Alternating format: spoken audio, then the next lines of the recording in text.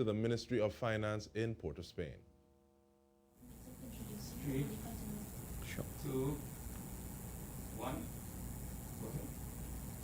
Good morning and a warm welcome to members of the media and our viewing public. Thank you for joining with us. I am Kavita Supram, Corporate Communications Officer at the Ministry of Finance. Today, the Honorable Cobb Inwood, Minister of Finance, will be providing an update on finance matters and the COVID-19 relief programs. We will be taking questions from the media later on. So for now, without further ado, I will now pass you over to the Honorable Cobb Inwood, Minister of Finance. Good morning. The purpose of this press conference is to deal with some issues that I was not able to deal with during the recent debate on the supplementation of appropriation because of limitations of time. There are particular restrictions on time with the COVID-19. As a result, we just get about 40 minutes. If you would think back, the budget statement is usually for at least 3 hours, and that is more than enough time to give a broad overview of the financial situation and the performance of the economy and so on. But in the 40 minutes that was allotted, both in the House of Representatives and the Senate, there just wasn't sufficient time to deal with a lot of fiscal and monetary matters because we were dealing with supplementations to various heads of expenditure, various line items for various ministries and so on, and that was the important thing at the time. So I thought I would have this press conference just to put things into perspective. Let me report now on central government fiscal operations. I would have said some of these things during the debate, but I simply did not have the kind of time I would have liked.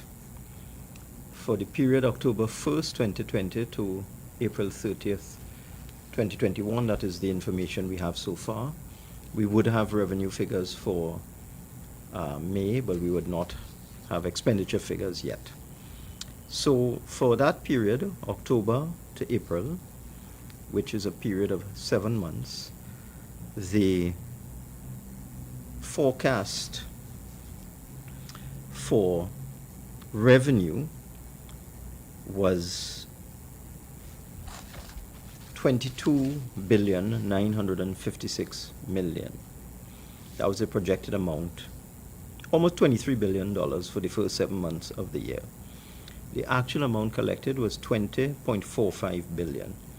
So our receipts were $2,505,000,000 less than we had projected.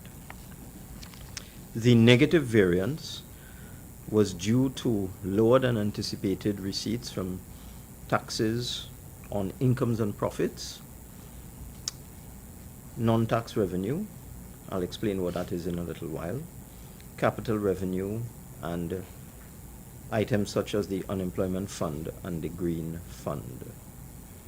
This was offset to some extent by higher than projected receipts on taxes on goods and services, which is mainly value added tax, and taxes on international trade, which is customs duty.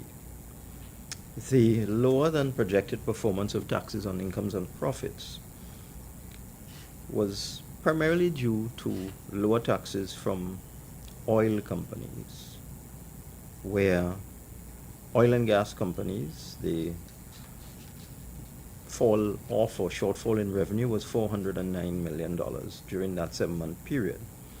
For other companies, it was 119. So the shortfall under other companies, which is non-oil sector, all of the various industries that we know, manufacturing, retail, construction, and even the petrochemical sector is lumped into the other companies. The shortfall was just 119 million. The shortfall from individuals was very little. We collected almost what we had projected, just a $28 million shortfall there. There was a shortfall on withholding tax, which is directly attributed to the shortfall in the energy sector. With respect to non-tax revenue, and this is where There was a significant fall off. Non-tax revenue is where royalties on oil and gas are counted. And if I look at non-tax revenue, the projection was based on projected production of 3.2 billion standard cubic feet of gas per day and gas price of about $3 per MMBTU, $3 US.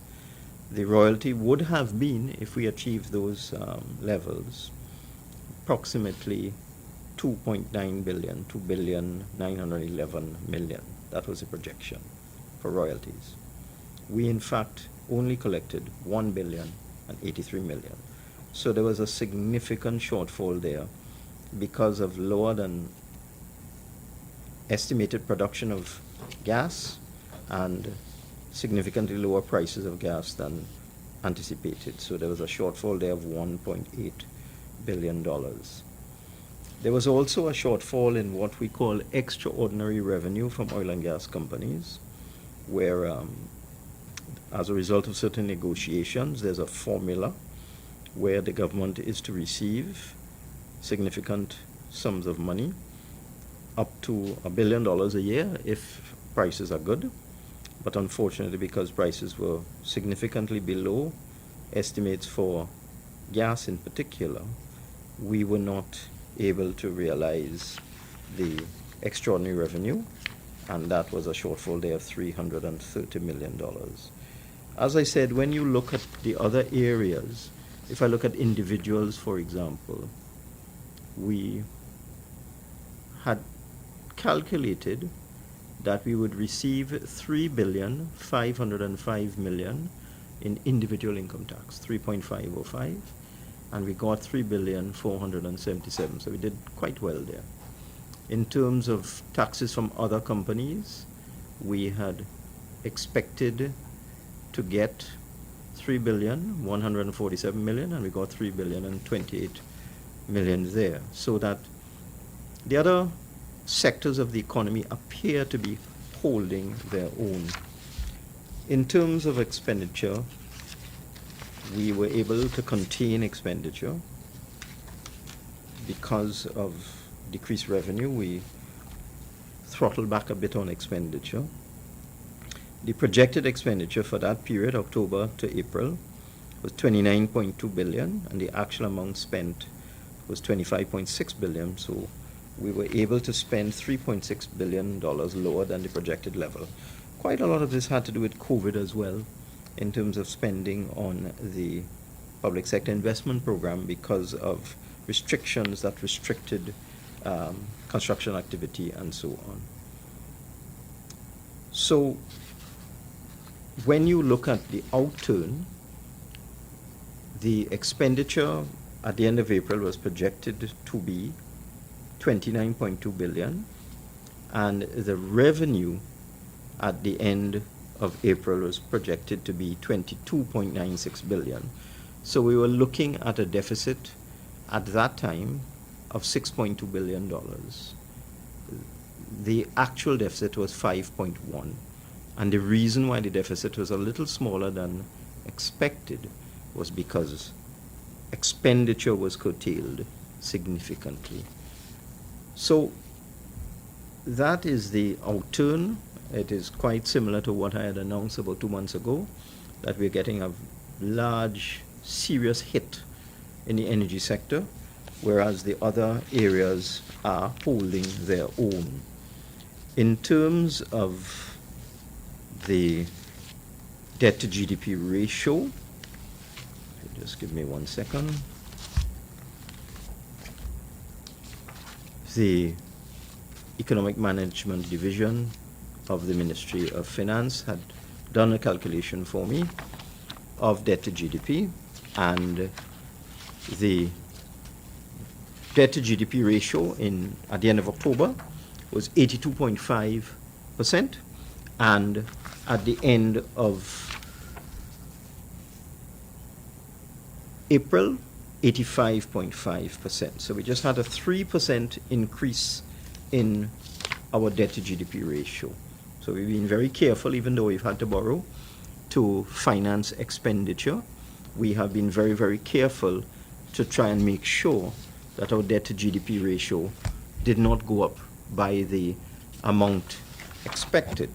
In terms of the actual public debt itself, the actual public debt at the end of October, the net public debt, because sometimes people get a little confused whether deliberately or otherwise, and they quote the gross public debt, but you can't do that because you have to net that off against money held in reserve at the central bank to repay debt. Quite often when the government borrows, it puts money aside into an account to repay the debt, so you have to net it off.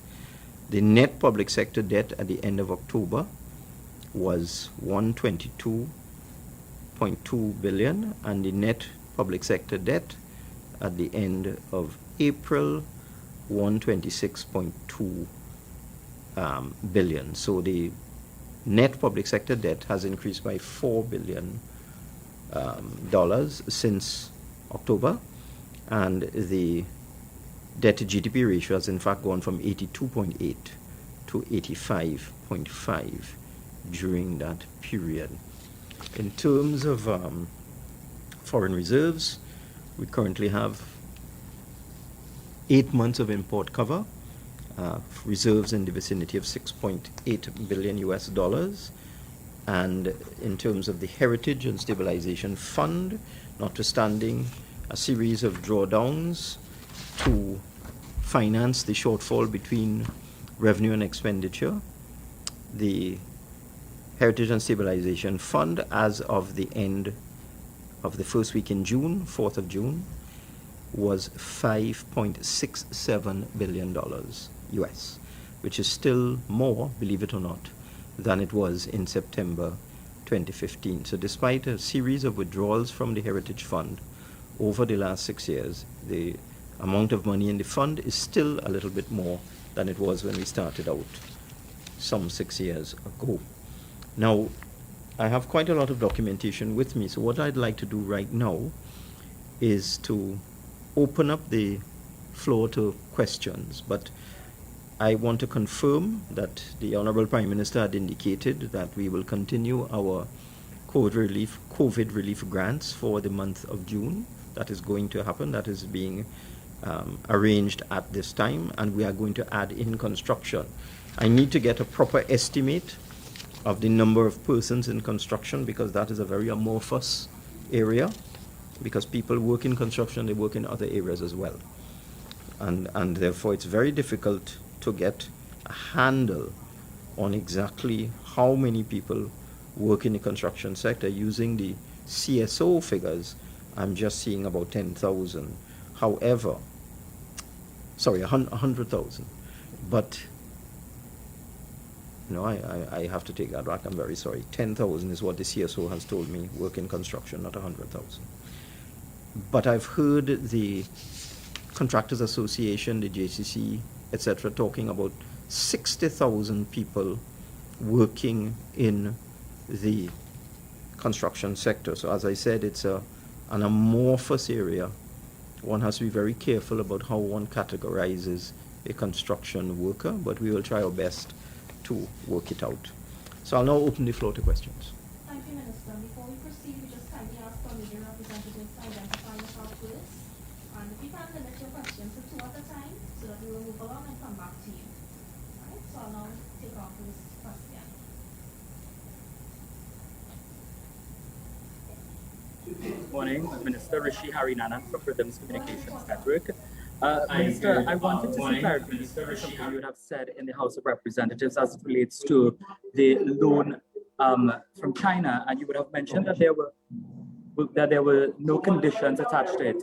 But prior to that, you would have said that part of the agreement was that we take Chinese elements. Just to see clarification on that, isn't that, from my understanding, a condition of the loan agreement? And also, you talk about the relief for members of the public sector, but I also wanted to ask about members of the bar sector, because from what I understand, from the food and beverage sector, that is, the industry was quite hit very hard. For over a year, they would have been shut down. And we understand back in 2020, it was promised that some money would be allocated. I understand, if I recall correctly, about 20 million for the self-employed people. Is that still being considered, and where has that reached?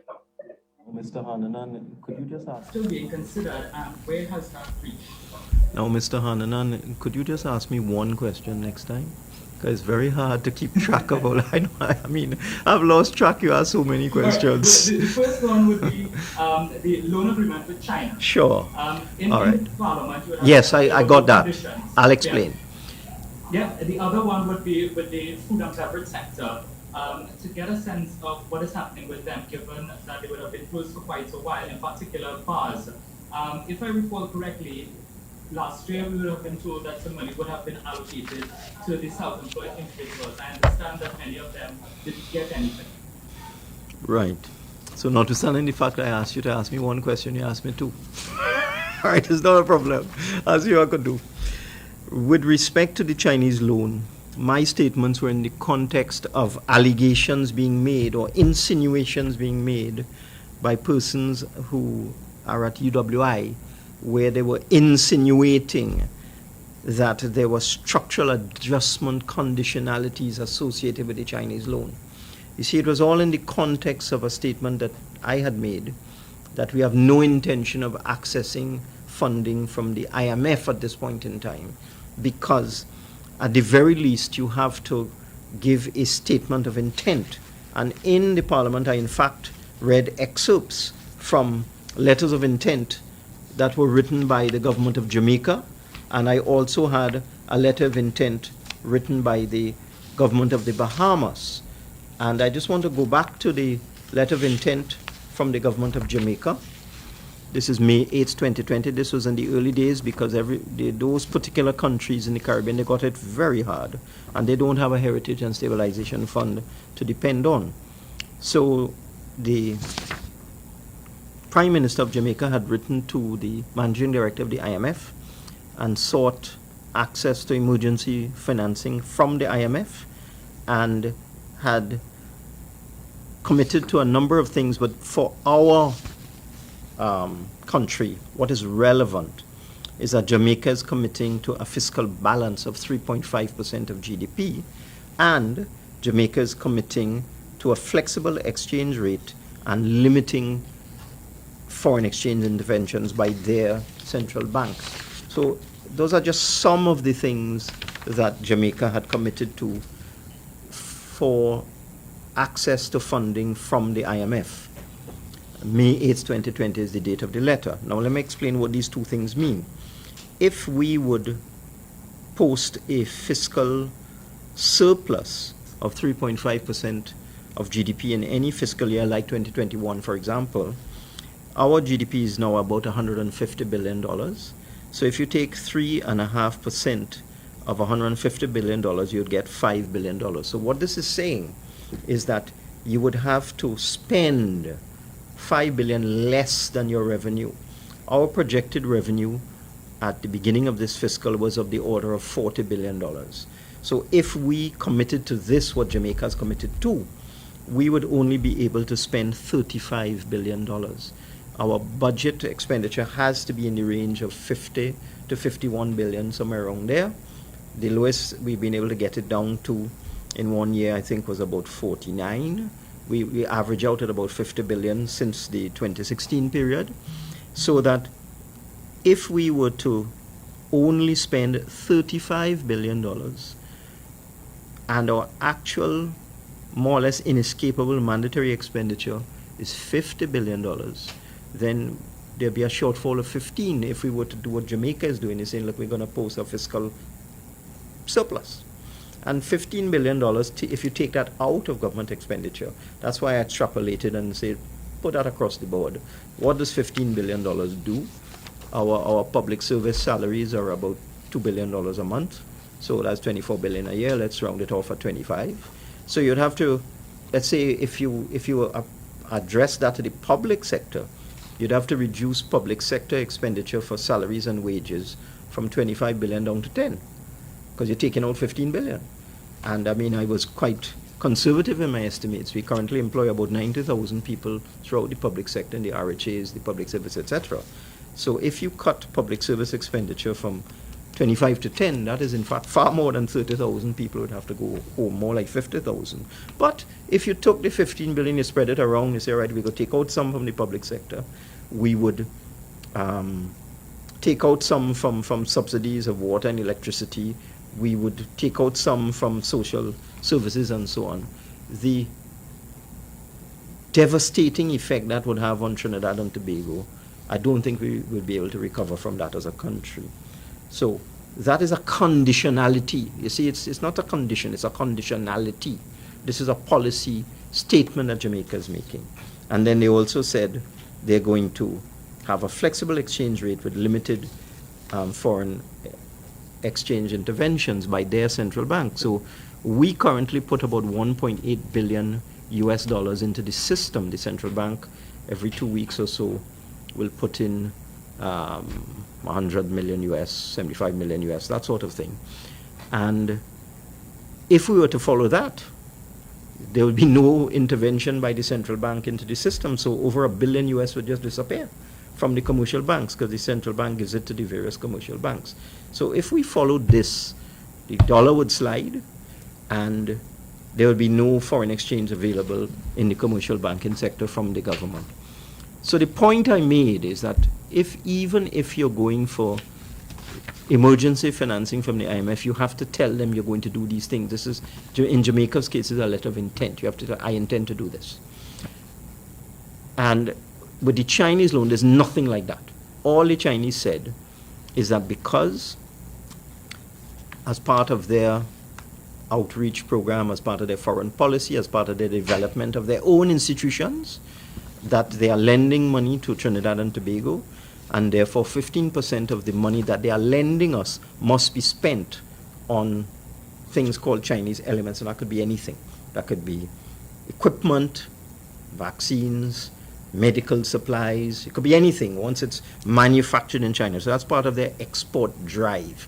But it is not a conditionality where the government of China is coming and saying, look, send home 20,000 public servants, double the price of electricity, triple the price of water. It's not that. Those are conditionalities. So the point I was making in reference to the statements being made, the insinuations being made, that Chinese loan had conditionalities attached to it, such as retrenchment, is that it was nothing of the sort.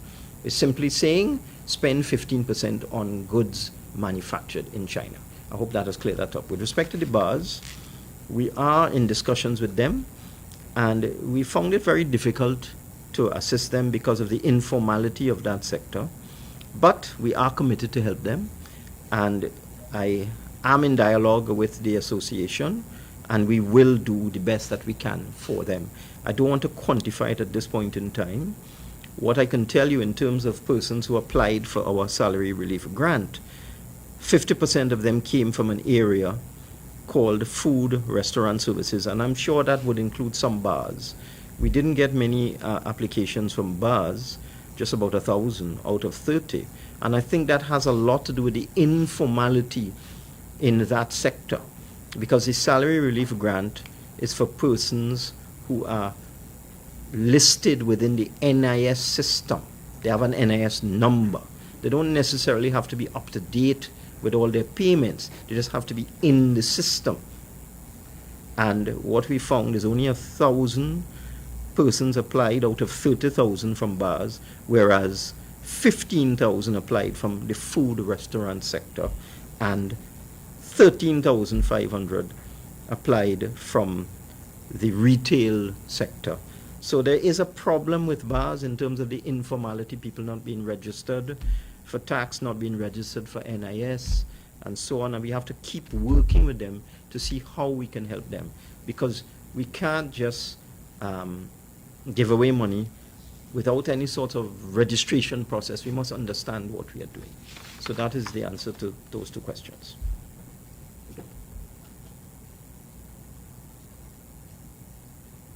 Kavita? Hi, Dina. Yes. My name is ITV News. Are you not hearing me? Yes. Okay. Good morning, Minister. Good morning to everyone else present. I have two short questions. Sure.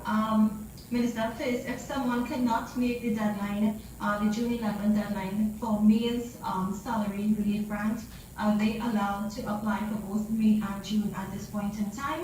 Let me answer it. Once they are Sure. qualified, we would allow that. Okay, so they can apply for both. Once they are qualified. Once they are qualified. Yes. All right, thank you. And my second question, it has to do with the loan from China. This is probably a part two to the first question. What is China's rate of interest for the loan, for the $204 million loan, compared to what we would have possibly paid to the IMF? Thank you. The Chinese loan is a very attractive interest rate of 2%. The IMF is 1.05%. So there isn't much to choose between them. And therefore, if one has to make a judgment call, you're getting a loan at 2% and you're getting a loan at 1%. One loan, no structural adjustment. You don't have to retrench people. You don't have to devalue your currency, etc., etc. That is one loan at 2%. And then another loan, 1%, you have to do all kind of terrible things and punish your population. That's a no-brainer. Obviously, you go with the one that doesn't have any structural adjustment conditionalities associated with it, especially since the interest rates are very, very close, just 1% apart.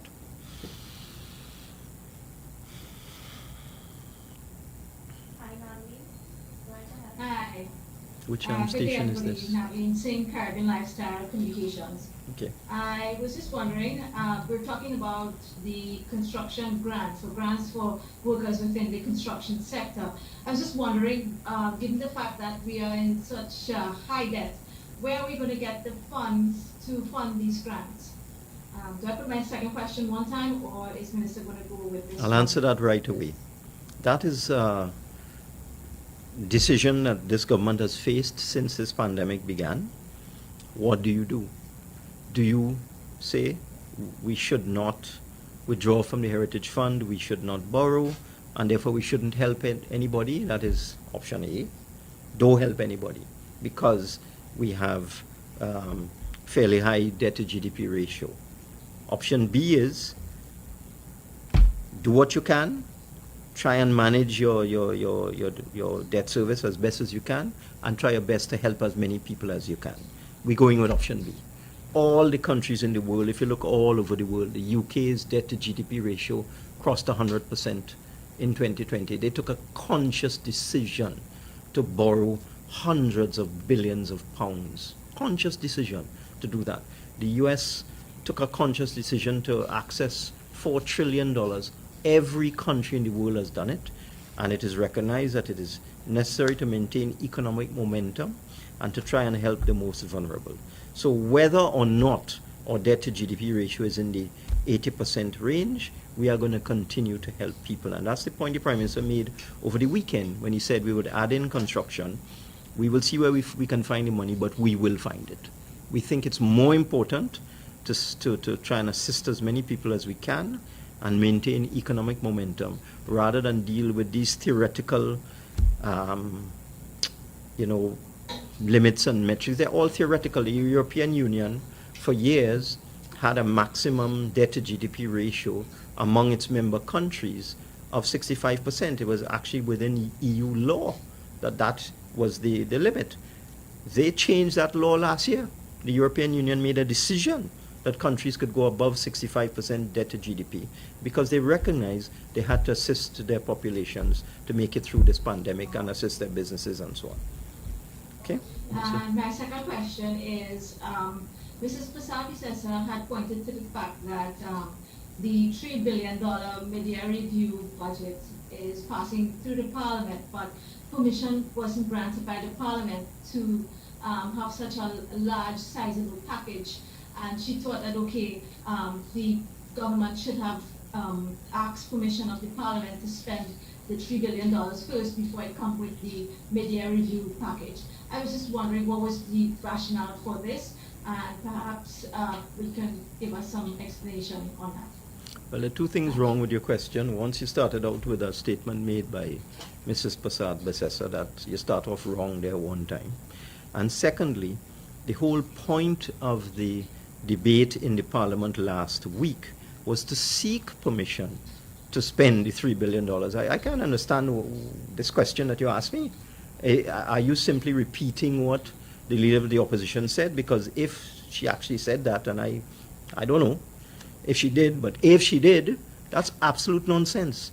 The whole point of the debate last week was to go to Parliament and seek parliamentary approval, both in the House of Representatives and in the Senate, to increase expenditure by $2.9 billion and seek the approval of both houses. So I really don't understand.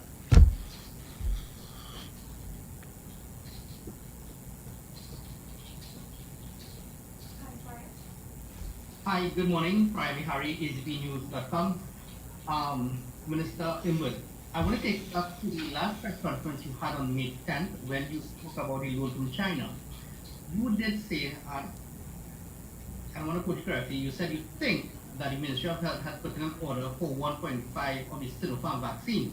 I think the Minister of Health has subsequently said, I think, we're going to get about 500,000 of those vaccines.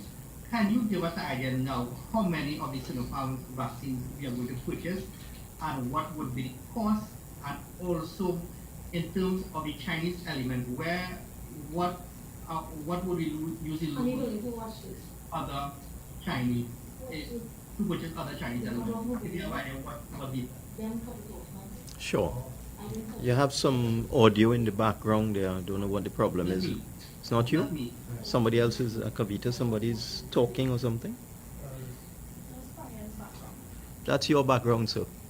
My IT department has detected that. Let's not argue about that. So I saw a video circulating, created by the opposition, which juxtaposed the statements made by the Minister of Health in the Parliament in response to a question about Sinopharm vaccines just this week. And it juxtaposed statements I made at the press conference a month ago. Now, this press conference today is about what I'm talking about today. I don't mind going back to this issue because it's a topical issue. When I saw the video that was constructed obviously by some opposition person, and the whole point of the video was to show what I said and what the Minister of Health said, and try and prove that the Minister of Health was not speaking the truth, there was something odd about it. I didn't hear in the clip myself saying that the Minister of Health had ordered 1.5 million Sinopharm vaccines. The word Sinopharm was missing. So I said, all right. I went and I got the tape of my press conference in May the 9th or 10th, I think it was. And surprise, surprise, what I was saying in that press conference was that the government was looking at a series of sources of vaccines. We were looking at Pfizer vaccines, we were looking at AstraZeneca vaccines, we were looking at Sinopharm vaccines, and that the total amount of vaccines that were being ordered by the Ministry of Health at that time was in the range of $1.5 billion. And then I gave different prices. I said AstraZeneca is coming in below $5. Pfizer was looking at $23, and Sinopharm was $15, and we were trying to get that price down. So whoever did that video was very clever and very mischievous. What they did was take my statement about vaccines globally and pretend that I had said that the Minister of Health was ordering 1.5 million Sinopharm vaccines. I said no such thing. I said that was the total amount of all vaccines from all sources at that point in time. What I can tell you now is that the Ministry of Finance, on behalf of the Ministry of Health, has paid in full for the delivery of 500,000 Sinopharm vaccines in 2 batches so far. The first batch was 200,000, which arrived yesterday, and the second batch that we have paid for is supposed to be 300,000, which will come within a couple of weeks or so, I am told. But I am not into the vaccine delivery side of things. I am into the payment, so my responsibility is to make sure we have money. So even though we had not yet drawn down on the Chinese loan, and we haven't done that yet, we haven't accessed those funds yet, we went ahead because this is so important, and we paid in full for 500,000 Sinopharm vaccines. So those are your facts. And just to tidy up that, the government received a donation of 100,000 Sinopharm vaccines previously. So the total amount of Sinopharm in the system at this point in time will be 600,000. Already 100 plus 200 received, and another 300 to be received shortly. I can't tell you the price because the government has signed a non-disclosure agreement with the government of China, but I can tell you the quantity, which I've just told you. Okay? So, I hope that clears that up prior. Thank you, Minister. And as well, I have you, NATO has declared China as a security threat. As the Minister of Finance of our country, are you concerned about that? I mean, do you continue to treat China in the same way in terms of loans, etc. now? Yes, because we as a country have a very long-standing relationship with China. I think it's one of the first countries that Dr. Eric Williams visited when he first became Prime Minister. He went on a visit to China, and we've established diplomatic relations with China now for, I can't tell you how long that is, 50 years, 60 years is some long time. And we have a long-standing relationship with the government of China. I don't concern myself with those things. That is a matter for the Minister of Foreign Affairs. I would take my instructions from the Prime Minister, and I would be guided by the Minister of Foreign Affairs in terms of which countries we should be doing business with. At this point in time, we enjoy very good diplomatic relations with China, and therefore I have no difficulty whatsoever in doing my job, which is to pay for the Sinopharm vaccines.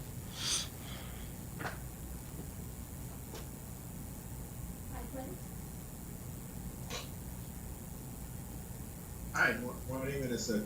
Morning. Here. Morning. Couple of questions I have.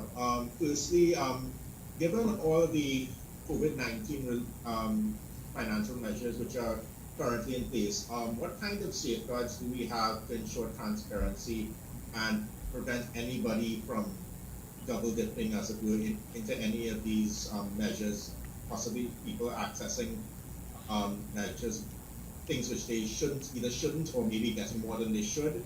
And the other thing I wanted to ask you about was, have you received any type of clarity from the THA regarding some expenditure between the October 2019 and September 2020 period, re some food hampers and COVID-19 food cards, which appeared in the recent Auditor General's report? Okay. What I can say is that we at Finance, we have very robust, very strict systems in place to identify persons who are trying to commit fraud and double dip and so on. And with our latest online digital portal, even more safety features have been built into that. So it's very, very difficult for persons to cheat in terms of our salary relief grant. What I can say is that I've had some very encouraging news from the Ministry of Social Development, where they're also improving their detection mechanisms for persons who will be wanting to cheat. Somebody would come to Social Development, apply for an income support grant, pretend they don't have an NIS number, pretend they didn't get a salary relief grant from the Ministry of Finance, and some of those slipped through the cracks this year. I'm very encouraged by what I'm hearing from the Ministry of Social Development in 2021. Sorry, some of them slipped through the cracks last year. Let me correct that. But this year, what I'm hearing is that they're doing much better, and in fact, the total number of valid applications that they received for the month of May was 4,800 more or less. A little smaller than we anticipated because of the controls that are in place. But we're going to continue to look at it. We have collaboration, we have communication between the two ministries so that we will provide them with the list of persons that we are going to give grants to. They will provide us with the list that they are going to give grants to. We double check if the same person pops up the same name, the same ID card number, the same address, and so on, that person is automatically cancelled out. So I think we're doing much better in terms of fraudulent behavior, detecting it and dealing with it. With respect to Tobago, I have seen the commentary about the Auditor General's report, and I understand that the Chief Secretary has issued a statement, I saw it last night, dealing in detail with each one of the comments made by the Auditor General with respect to the delivery of COVID relief in Tobago. So what I would suggest is that you contact the Chief Secretary, because he's given a very, very detailed statement on each item, hampers, food cards, the question of identification, the question of whether a person should be asked to sign for hampers, what systems they have in place to prevent double dipping and fraud. So I suggest you take that directly to him, but he has made a very detailed statement addressing each one of the points made by the Auditor General. Okay? Joel Brown, TV6 News. Good morning, Minister. Good morning, everyone. Two things. One, I know you had discussed just a short while ago the issue of non-disclosure agreements. I know you had this of the vaccines. So I'm just wondering, do you have any sort of an estimate in terms of how much the government is expected to spend in fiscal 2021 and possibly fiscal 2022 in terms of the number of vaccines? We're not asking about the number in terms of the cost in acquiring vaccines for this financial year and the government's next financial year. And my second question, I could pose after you answer the first. Government's next financial year. And my second question, I could pose after you answer the first. I'm very glad you asked that. I mean, I've answered that 3 times already, but no problem. That was to politicians. Let me answer it to you. We have already spent $10.3 million US, and that is on the COVAX facility. So there was an initial payment of about $1.5 million US last year, 2020. To get involved in COVAX, you had to put this money forward as a kind of a deposit that went towards research and development of the vaccines. So all the countries in the COVAX alliance were asked to contribute a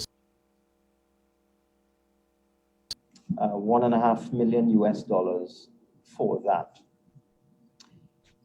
Then we purchased just over 100,000 AstraZeneca vaccines from COVAX in 3 tranches.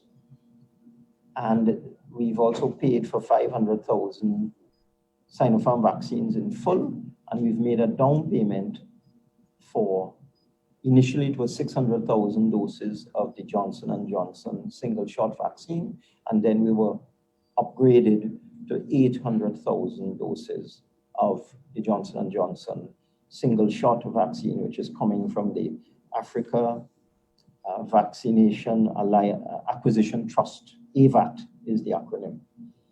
When you take that all together, if you take 800,000 2-shot vaccines, which would be the Sinopharm and the AstraZeneca, if you add them all together, it's about 200,000 AstraZeneca in all. If you add up all the various deliveries of AstraZeneca, quite a lot of it in donation. So it's about 100,000 paid for and about 100,000 donated from various sources.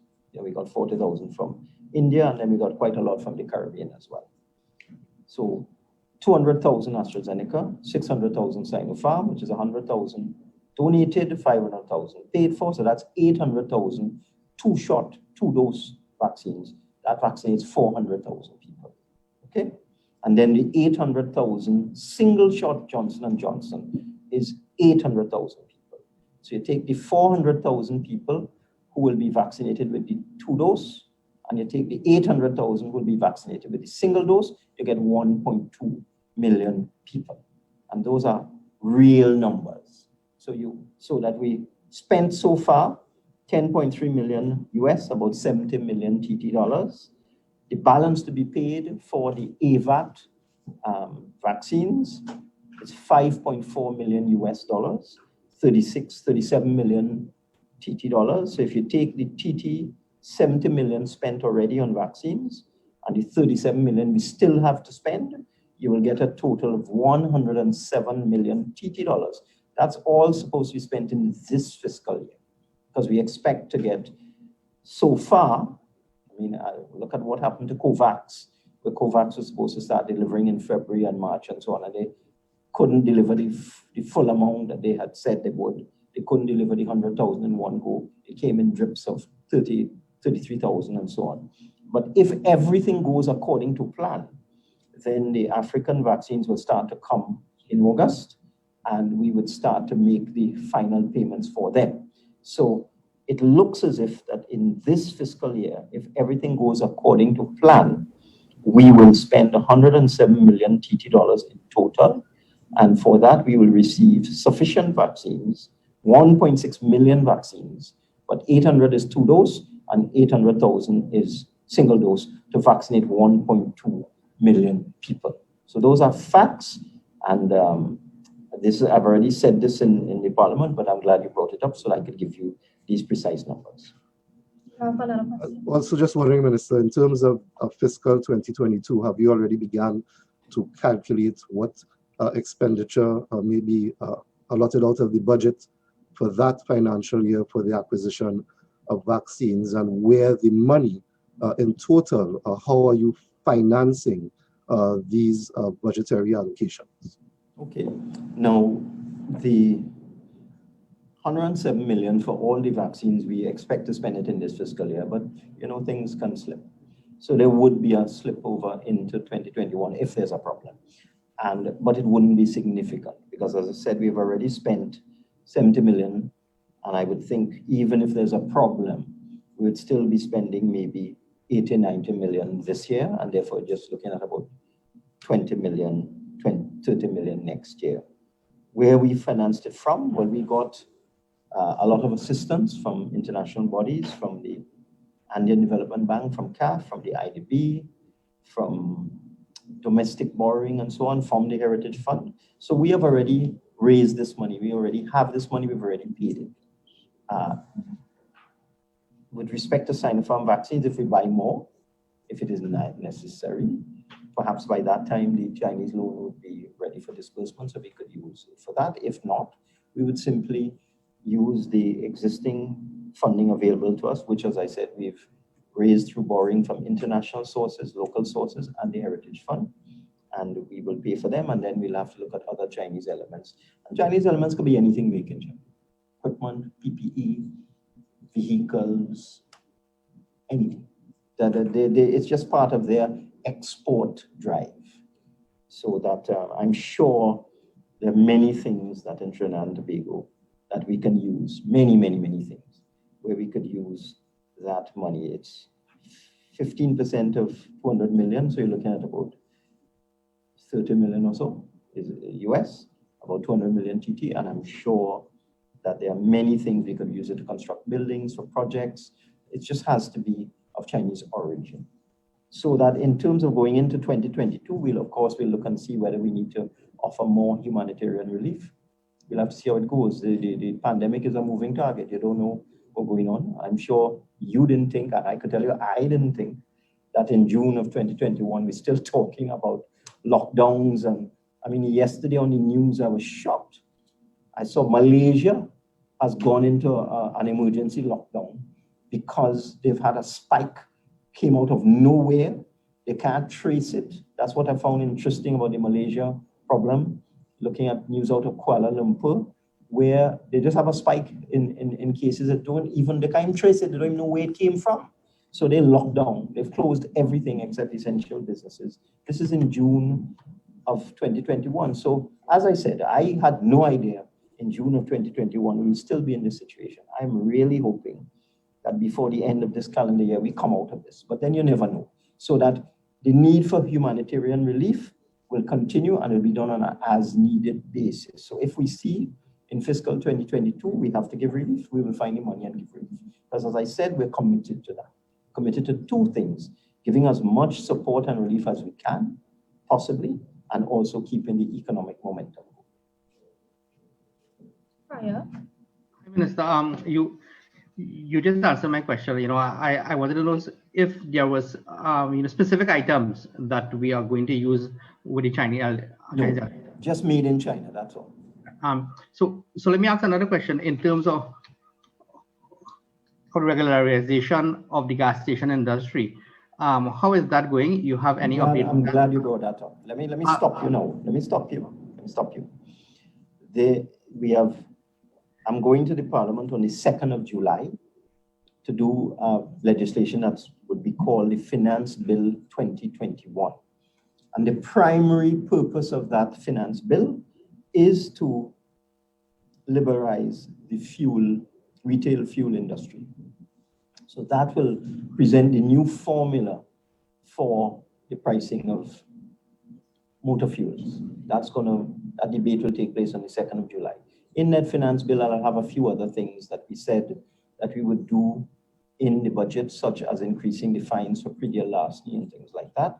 And also at the same time, there's some incentives for construction in terms of tax waivers for approved development projects that will also be implemented at the same time. So now that I've told you that prior, you could go ahead. Do we have time for more? Yeah, I'm good. Hi, good afternoon, now, Minister. I wanted to find out if you could give us an idea on what is happening with the yachting sector, given that they themselves would have been closed for quite a while.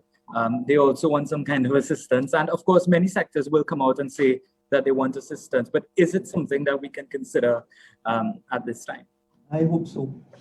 Speaking personally as someone who has some association with that sector, I hope so.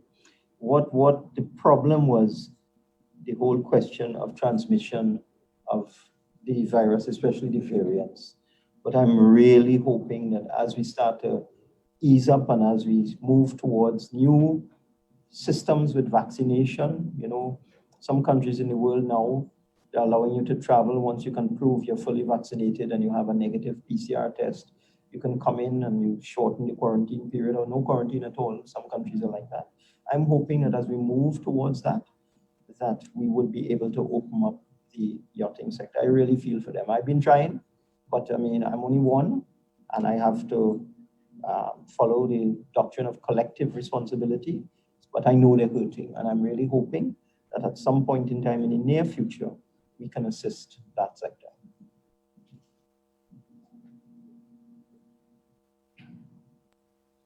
Hi again.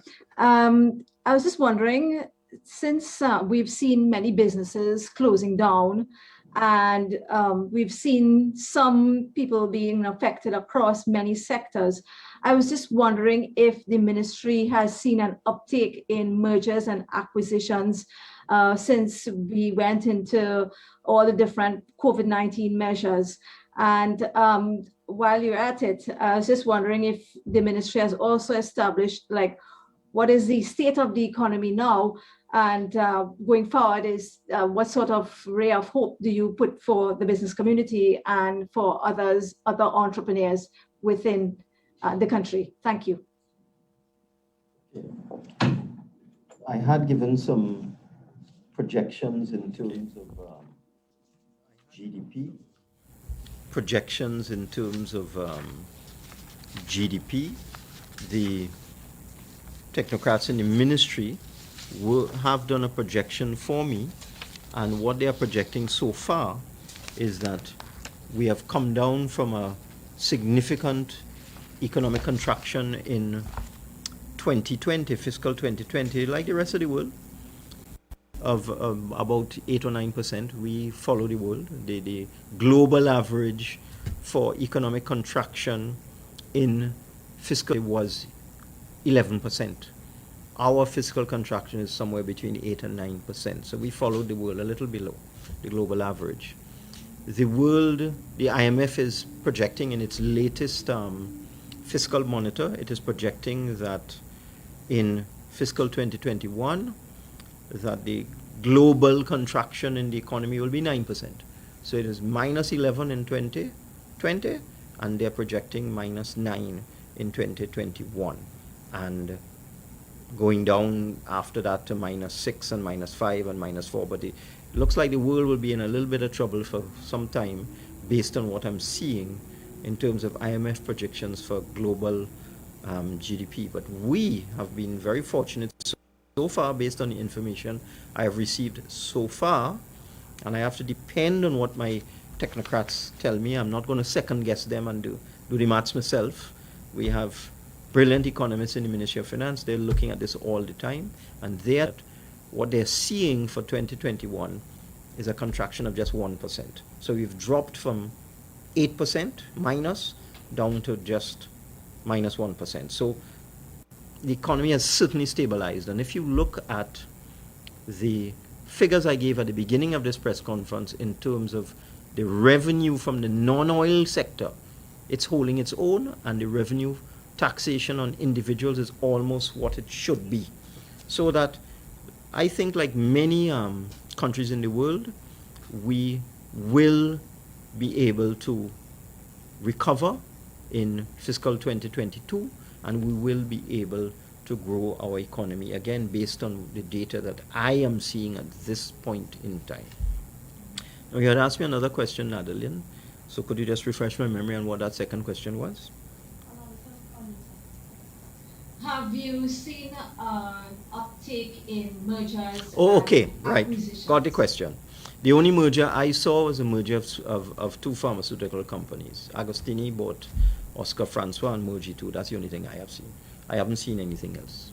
So the answer is very limited information and activity in that area.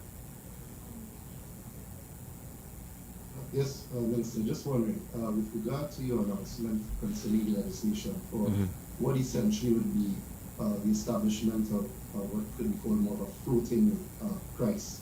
It would be. It would move. That's true. What about that in the context of the present economic situation right now, where, for example, you have so many who are out of work or maybe working with reduced salaries? The potential impact, if any, of such an arrangement on the issue of inflation and so on. Is that something that the government is looking at in light of the financial difficulties so many people are experiencing? And the net-on effect this could have on, say, the cost of transportation, public transportation, as well as transportation of goods and services, and potential price increases thereafter. That's my first question. Okay. Now, one of the reasons why we've been able to maintain our investment grade rating, and it was a serious challenge last year, and we actually going into the rating season within the next month or so. We'll be meeting with Moody's and Standard & Poor's, and in fact we have meetings with the IMF as well. One of the reasons why we've been able to maintain an investment grade rating even in the midst of all this chaos is that the government has been doing its own adjustment. So that when we came in 2015, the annual expenditure was in excess of $60 billion a year. We have that down now to 50. So we cut annual expenditure by, say, 20%. But we have work to do, because we have to look at the money that is spent by way of subsidies on the supply of water, the supply of electricity, and the supply of fuel. Because even though what some of the local economists say is outrageous and ridiculous, when they tell us that we should only spend $35 billion and doesn't matter what happens, 50,000 people could get retrenched, no big thing. That's the kind of foolishness that comes out of our university. Punish people, suffer them, don't worry, balance the budget. Even though those recommendations are ridiculous, we as a government have to keep looking at the deficit between revenue and expenditure, because you can't go on forever spending significantly more than you earn. So that we have to look at things like subsidies on fuel, water, and electricity, and we have to deal with it. Because last year we had a deficit of $16 billion. This year I'm not sure what it will be, but it will be more than $10 billion. And that has to be borrowed, or you withdraw from the Heritage Fund. You can't keep doing that forever. That would be totally irresponsible. So unfortunately, we have to deal with these issues that have been left unattended for so long, the last time I think we had adjustment in water rates would maybe 10 or 15 years ago. It could be even longer. Electricity rates, I can't remember when that was. And the Minister of Public Utilities made the point in the Parliament during the debate on the supplementation of appropriation that our water rates are 1/5 of the water rates in other islands in the Caribbean like Jamaica and so on. So that we as a country have to tackle these things. Right now we subsidize WASA to the tune of $2 billion a year. That can't continue. We used to subsidize Petrotrin to the tune of $2 billion a year, but that couldn't continue. And now the restructured Petrotrin is making $1 billion a year in profit. So it's gone from a loss of $2 billion to a profit of $1 billion. That's what came out of that restructuring of Petrotrin and that decision to stop taking $2 billion of taxpayers' money and spending it there. And we have to look at the other areas of inefficiency in the country. And as I said, we have to do it. Otherwise, if we say, all right, let's not do it. So let's continue to subsidize fuel. Let's continue to subsidize water. Let's continue to subsidize electricity. What's going to happen? At some point in time, the money will run out. And then we will find ourselves in this bad place that these economists keep telling me I must go to the IMF. So that we have decided as a government to do our own policy adjustments and do things that are reasonable. And I think this is something that is long overdue. It's reasonable. Of course, there will be some cost, but it's better than having to go cap in hand to the IMF and retrench 25,000 people. I hope that answers your question. Yeah. Thank you. Good morning again, Minister. I finally get to ask my question. In terms of the gas station industry again, there is a concern that the smaller people who operate the gas station now may not be able to have the financial wherewithal to purchase that gas station when the system is open up. And maybe there'll be a lot of big business that would own these gas stations. Are you putting anything to help support the smaller business owners who may want to purchase a gas station? Well, if you look at the record of this government, there's a lot of propaganda outside there. I spoke about a bit of propaganda recently in this press conference where they make up that video about the 1.5 million Sinopharm vaccines. But there's a lot of other propaganda outside there. Look at what we did with the National Investment Fund. There was an old talk that we were just going to give away Republic Bank shares and all the other assets we recovered from Clego, give it away to the 1%. We didn't. We created a National Investment Fund and we invited everybody, John Public from the lowest to the largest, to invest. And as a result, 7,000 people invested in NIF bonds. That is not what we as a government are going to do. I could talk, I don't know what's going on with some other government, but this government will make sure that everything is done fairly, equitably, and we will assist those little people that you're talking about to make sure that some conglomerate doesn't come along or some hidden invisible group comes along and snatches up those gas stations. That is not going to happen, and I will give you that assurance this morning. Prior, did you have another question? Okay, that's it. Is there anybody else? We have another question from Joe Brown. Sure. Yes, Minister, just wondering, in terms of the issue of the border controls, you know that the government, Prime Minister said that he will be visiting this with the expectation maybe within a certain period of time, sooner rather than later, there would be no longer the exemption policy and whatnot. I'm wondering, in the context of Caribbean Airlines, state-owned airline, I know I posed a question recently about the airline, but in terms of this new development, the staffing, for example, I don't know how many, let's say, pilots or flight attendants or other staff maybe have furloughed and so on. Would you anticipate that all of the staff will be back to work, or would it be on a phased basis? And what assistance has been given to the staff there at Caribbean Airlines during this period when they were not flying in the air? Okay. The government subsidized Caribbean Airlines to the tune of $100 million last year, 700 million Trinidad and Tobago dollars. And that is in addition to the government taking responsibility for a number of loans that Caribbean Airlines has on its books, which it simply cannot pay. So the government is already committed to significant debt servicing on behalf of Caribbean Airlines, which is in addition to the $700 million bailout we gave them in 2020. We can't bail them out to the tune of $700 million in 2021 unless the airline gets itself ready and makes itself as efficient as possible for resumption of flights. I would expect flights would resume on a phased basis. We don't know what's going on in the world. Yes, some airlines are flying, it is true. But I would expect Caribbean Airlines would ramp up, start small and then get bigger and bigger in terms of flying as soon as the public health regulations are sorted out. That I like to stay in my section. I don't deal with public health regulations. That is Prime Minister, Minister of Health, etc. They handle that. But as soon as Caribbean Airlines gets the signal that there's a policy by which flights can resume, then I expect Caribbean Airlines to resume.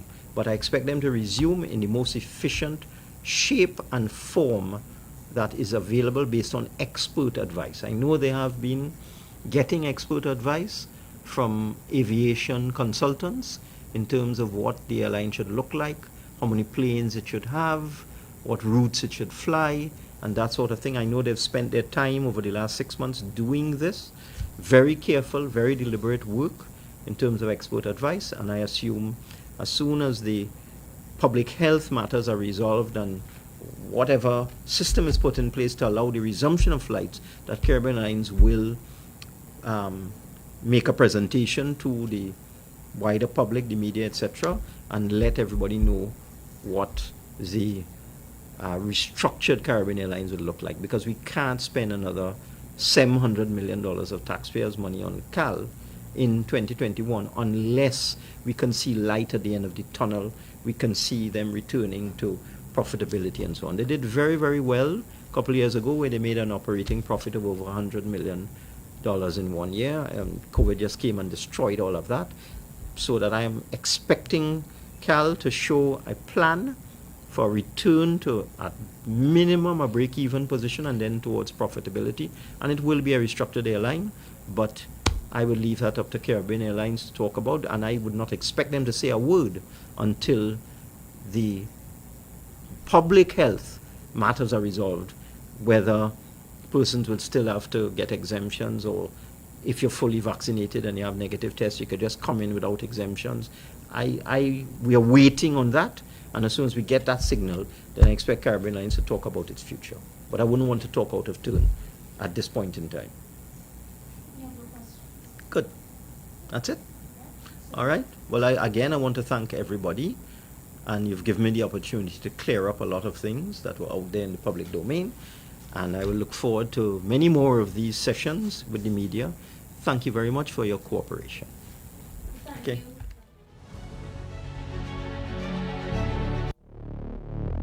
While this coronavirus pandemic continues to challenge us every day in every way, especially in tourism, now is not the time to let our guard down. I choose to protect myself, my family, My co-workers, my community.